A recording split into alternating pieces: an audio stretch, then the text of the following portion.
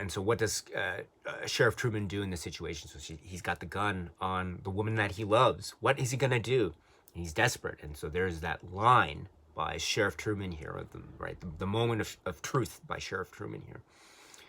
Goes in on Josie. He says, "Put it down, Josie. Put it down!" One, two, one, two, one, two, one, two.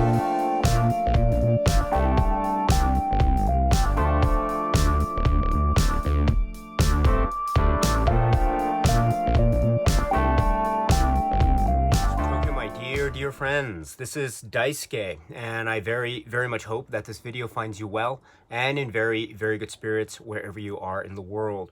And today, let us continue, if it's okay with you, with our discussions of the episodes that are found in this great series, which is known as Twin Peaks. And as you know, we've been going through a discussion of this episode by episode, and today that brings us to a discussion of what is referred to as episode 23. And as with all of these episodes, I always say it, I've said it before, but I'll say it again, this one is also jam-packed. And let's get to those proceedings. But before we do, just a few preliminaries as always. So first of all, I'd like to focus our discussion, attention if I may, today to the events of the episodes leading up to and including episode 23, but nothing specifically beyond that going forward. I know that maybe for a number of you, and also for me, we have seen the entirety of Twin Peaks and many times, and so maybe this isn't the first time watching this series as a whole. However, just for purposes of the structure of these discussion videos, I'd like to just focus on everything leading up to and including this episode 23. So that's the first thing. And then the second thing too is, as per usual, let me say that I am in no way an expert when it comes to Twin Peaks. I have many of the details wrong, but I will try to correct them where I can. So I apologize in advance for any errors I make, but as I say, I will do my best to rectify and correct where possible. And so now with that, let us go forward with all that's going on here. So there is a bunch of stuff happening at once. Let's try to go through them maybe one at a time as usual. So we have the start with the continuing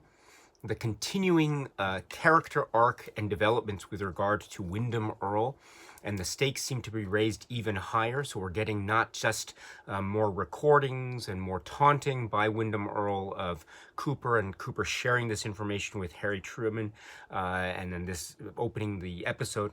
We also have more Wyndham Earl making preparations of some sort throughout this episode, do we not? So we have some kind of use of, or Leo under the control of Wyndham Earl with the neck collar there, the electrified neck collar. I think it's electricity, I suppose. Electricity.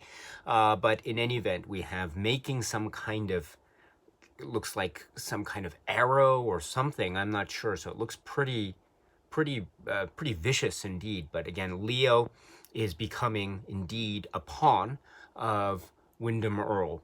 And I use that word purposely because we also know that there is this continuing conceit of the chess game, this long-form chess game. And we have to also understand that with regard to this, Truman and Lucy and the authorities, and of course Dale Cooper, need to rely on the great expertise, the chess expertise of Pete, and they have to try to figure out what the next move is. Which has to be placed in the newspaper out in public. So they need Pete's advice, and they need to know when the latest time they have in terms of the newspaper publishing, printing press before they have them. So they want to stretch it out as much as possible. So this adds to the tension because, as we know, the stakes are very high, and indeed they're very deadly because it could mean death or murder or destruction on the part of Wyndham Earl. And we've seen this so far with the discovery of the victim, right, and the last name being the same as the maiden name of Caroline. So all these details, right, are emerging, which seem to be targeting Cooper in a very deadly and dangerous game. So this is ongoing going forward, and of course too, we have other seemingly other bits of plot regarding what Wyndham Earl is doing, or apparently doing, with respect to What we saw earlier with Audrey and the strip of a letter or something that was handwritten, and we think that this is probably the handwritten note or something that Wyndham Earle made Leo write at the desk that one time in a previous episode, and then ripping it up into strips, and then sending each of the strips or putting them in an envelope. Well, now we understand that it looks like he had these strips of paper, this handwritten note, put in envelopes. And we see in this episode, for instance, Wyndham Earle is disguised as a customer at the diner, and then as he leaves behind an envelope which is addressed to Shelley. And so we have Shelley with regard to a rendezvous at the Roadhouse at night. And so this is, the night bar. And so we see later in the episode, we see Shelley there, and then we also see Donna there, and then we also see Audrey there. So the three of them, we understand, received these envelopes. Looks like there is something afoot with regard to Wyndham Earle and these three women of Twin Peaks. So Donna, Audrey, and Shelley. So what's going to happen? And recall, in an earlier episode, there was a mentioning of, there's a picture, or the pictures of these three women on a piece of paper, and something to do with the Queen. And so something is afoot with regard to these women and Wyndham Earle and Leo by extension. So what's going to happen? It's a very creepy and quite eerie detail in terms of Wyndham Earle and his plans, and so we'll have to see what happens, because again, these are characters that we've known since the very start, and so anything that happens, or any kind of danger or risk or peril that confronts them, of course, we as audience members, I myself being a fan of all three of them respectively, I'm in their fan clubs, and so yes, if something is afoot and it's dangerous, of course, that adds to the suspense and tension of the episode, and indeed the series. So we'll have to see what goes on with this particular line of plot going forward, the Wyndham Earle line. So this is becoming bigger and bigger and bigger. Speaking of Audrey, of course, we have to the introduction of this character played by the actor Billy Zane, John Justice Jack Wheeler.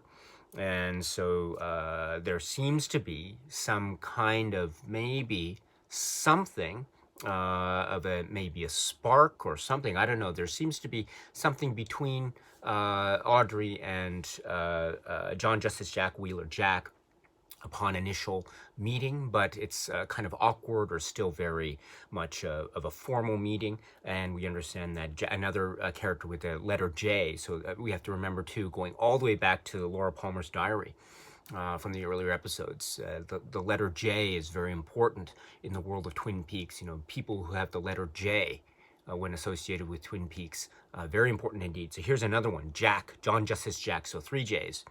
There's Hank Jennings, Norma Jennings, Sally Johnson, Leo Johnson, of course. So many J's. And perhaps, too, we might get more names in Twin Peaks going forward with regard to the letter J. So let's keep that in mind, of course. But in any event, here we have another character entering into the fold. So going to the Great Northern.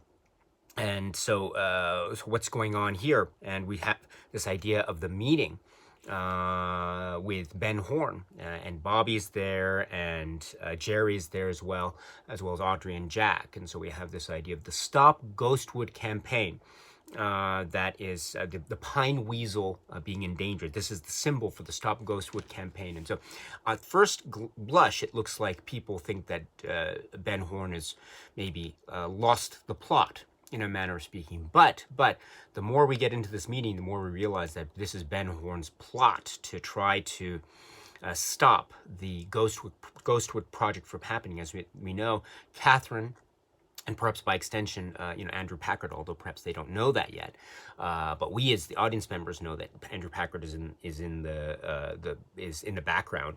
But in any event, Catherine has totally upstaged Ben Horn in terms of getting all the rights and interest in terms of the real estate development and the mill. So therefore, the plot now is to stop the development at any cost. In order to do that, they have to go this environmental public PR marketing campaign, the Stop Ghostwood campaign. A very interesting turn of developments, and it might seem, relatively speaking, minor in the whole scheme of things with regard to Twin Peaks plots. But I should point out that this is showing the business savvy of Ben Horn. Ben Horn is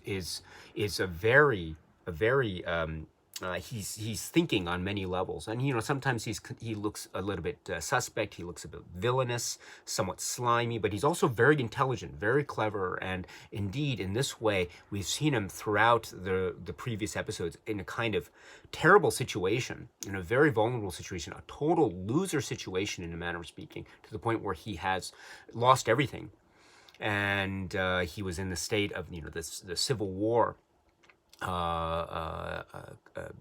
Sort of Civil War, let's call it the Civil War mode of Ben Horn, but now he's out of it.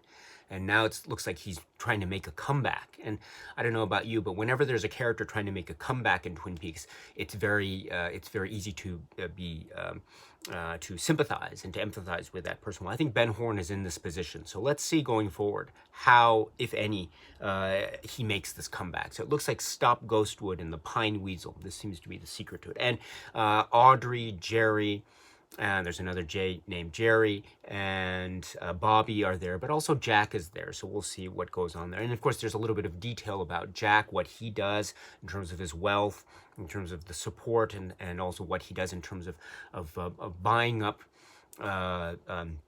companies and streamlining them and selling them at a profit. So he seems to himself have a certain type of wealth and business savvy as well. So we'll see what goes on with regard to John Justice Jack Wheeler and Ben Horn and Audrey and Bobby going forward. So also we have to remember too that there's also this possibility maybe in the air of maybe something happening or not, who knows, between Bobby and Audrey. Maybe it's more unilateral. Maybe it's more coming from Bobby's side than it is from Audrey's side, but we'll see what happens.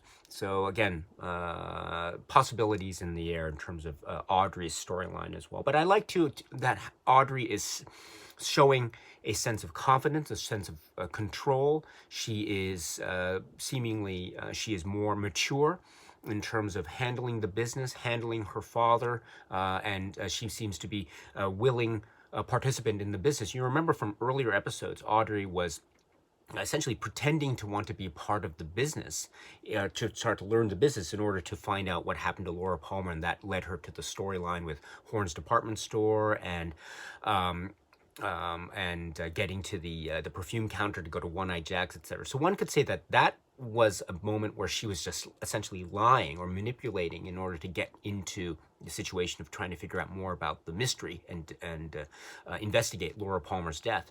Well, here it seems like maybe she's actually adopting this approach of wanting to be part of the business, the Horn Empire. So she seems to be the natural heir to Ben Horn's empire, because, right? So this is very, very important indeed. So it's great to see not just the emergence of these other characters and also the comeback of Ben Horn and also Jerry as well and Bobby in the fold, but also and Jack as well, but also Audrey. So we'll see how Audrey plays a role going forward, both in this plot line and also I was referring to earlier the Wyndham Earl plot line. So okay, a lot going on here. So I mentioned too. Let's go back to more situation involving, so there's Ed and Nadine and Norma and Hank. So a lot of that stuff is going on here as well, right? So we have Nadine in her high school student mode, essentially breaking up with Ed, because as she says, she reveals that she shared an intimate moment, an intimate night with Mike. And so she feels very guilty about this, and she feels very bad, but she says she wants to break up with Ed, and that Ed kind of looks a little bit bewildered. I love that that look that Ed has. Everett McGill's performance is always great. This look of bewilderment every time he talks with Nadine here. But it looks like, therefore, that this is leading to a kind of maybe official breakup between Nadine and Ed. And also we have to remember, too, at the same time, Ed and Norma are really becoming very close since previous episodes. They are not just acknowledging their love for each other, but they're also sharing intimate moments with each other. And also, it seems like Hank too, because of his arrest and parole violation, as well as attempted murder of Leo Johnson. Looks like Hank is going to be going back to incarceration, and so that leads to a number of things. So first of all, Ed and Nadine. So this type of breakup moment, and also in parallel, we have a similar type of quote unquote breakup moment, potentially anyway, between Norma and Hank in the jail scene. And so we have Hank behind bars, and Hank making the final desperate push for Norma to help him. But Norma's saying, you've got to do this on your own. I can't do this anymore. And so Hank at first tries to get back into her good graces, but it's not going to work. Norma's very, very, she remains steadfast. And then this drives Hank into a frenzy at the end there. So Norma essentially leaves Hank in the situation. And so Hank looks like to be going back to prison. And that's something he doesn't want to do. But Norma is, according to him, is refusing to help him. But again, we see the character of Hank being revealed. He tries to show some kind of niceties at first, but then when it doesn't go his way, it suddenly breaks down and he goes into this real frenzy. And so what this means is we have to see what the future lies in store for Ed and Norma. And so will they get together at last? The tension has been so taut ever since the beginning, ever since ever since their introductions to us back in the pilot. So will they get together once again or not? We shall have to wait and see. Also, we should point out too that we have another scene between Donna and James, and this is the picnic out in the woods alone. And here's also there's a kind of finality, or there's also maybe a kind of, finality is not the right word perhaps, because Donna does say that she will wait for James, but it looks to be a kind of maybe another separation of some sort, because it does seem to be like a goodbye or farewell. Or au revoir, let's put it that way, because the implication is maybe they will see each other again. Although, yes, this does feel like a kind of, at this moment in time anyway, a type of maybe ending. Is it temporary or permanent ending between Donna and James? We shall see going forward. Now, speaking of endings, we should also mention that there might be some other introductions of new characters in the world of Twin Peaks. Now, we're not sure yet, but we do hear Norma speaking on the telephone with someone and referring to Annie, and Norma refers to Annie as her sister. So maybe this is another character that we may or may not see going forward in Twin Peaks in regards to Norma. But we shall see, my dear friends, we shall see. Speaking of relationships in the past, we also have the plot line. I mentioned Catherine before, so we have the plot line of Catherine and Andrew Packard and Thomas Eckert and Josie. And it's also by extension Pete, but it's these the core members here that are very important. So we have Catherine essentially manipulating Josie in a number of ways, including drawing her towards essentially giving her a firearm. And so there is a kind of real almost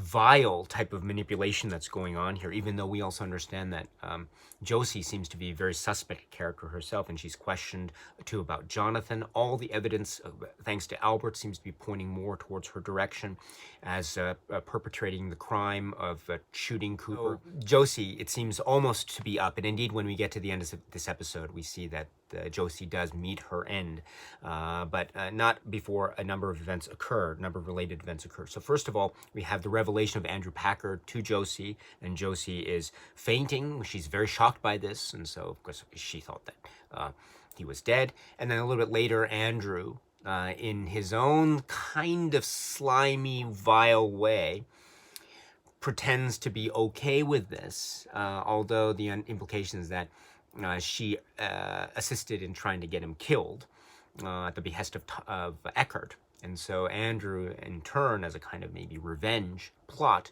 tries to get her to go back to Thomas Eckert. And so Thomas Eckert and Josie, then the understanding is they meet at the Great Northern with Catherine and the gun and everything. So things seem to be set up in a way that's going to lead to some kind of disaster, which is being plotted by Catherine and Andrew, assumingly, we assume. Not before, of course, some kind of final meeting in the elevator between Andrew Packard and Thomas Eckert, where Thomas Eckert, of course, is surprised, as many of the other characters are, when Andrew reveals himself. And the one final, it's sort of a verbal or dialogue tete-a-tete or a coup de grace, in a manner of speaking, because we know it's going to happen to Thomas Eckert a few moments later in the scene. But Andrew Packard is giving him one final sort of, again, tete-a-tete, or one final, that kind of rivalry going on. And we see Thomas Eckert very surprised, and also the revelation that it was Josie who betrayed him, or that's the seed that's being planted by Andrew Packard. So all this stuff is being set up for some kind of deadly confrontation between Thomas Eckert and Josie Packard in the hotel room at the Great Northern. And indeed, what happens is they're in the hotel room, and there is the sound of a shot, of course, and then Cooper comes in, and of course, a little bit later, Sheriff Truman comes in too, very timely. Right, and so there's a gun trained on Cooper, and it's a very intense moment. We see Thomas Eckert shot and apparently killed, and it looks like Josie killed him, and Josie, to the very end, seems to be showing a sense of desperation and trying her best to get out of this. She doesn't want to go to jail, but it's the game's up. The game's up. So. And so what does Sheriff Truman do in this situation? So he's got the gun on the woman that he loves. What is he going to do? He's desperate. And so there's that line by Sheriff Truman here, the moment of truth by Sheriff Truman here. He goes in on Josie. He says, "Put it down, Josie.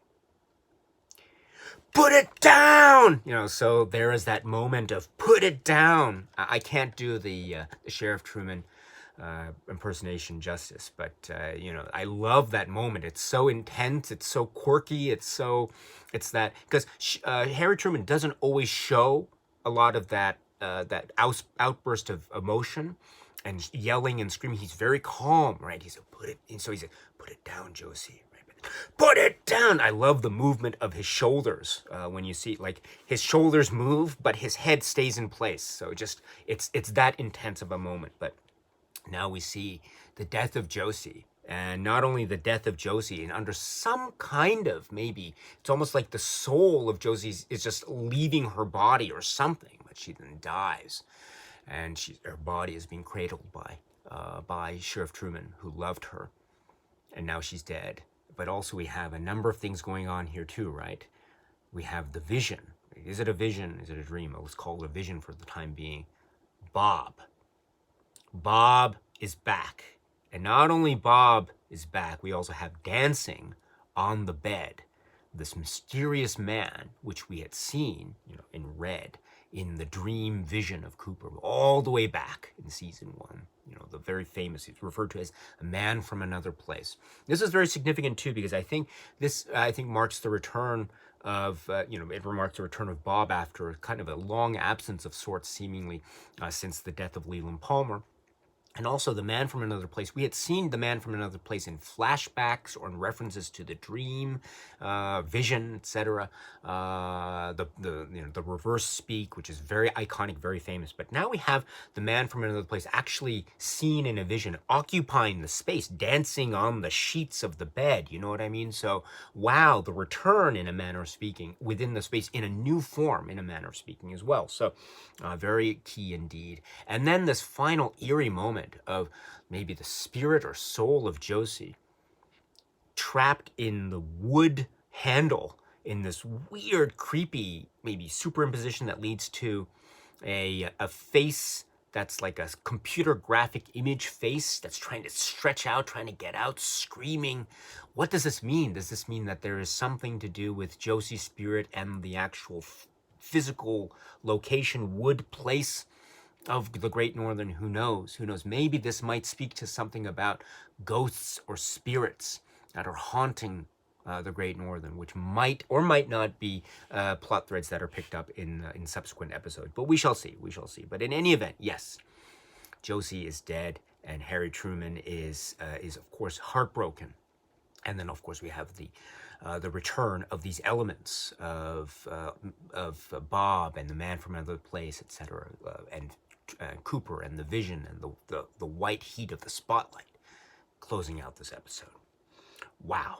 So a lot here to go through, and again, we're not over yet. There's still so many more episodes to go, so we shall see going forward. But my dear friends, let us continue with our discussions. This is another great one. I love that, right?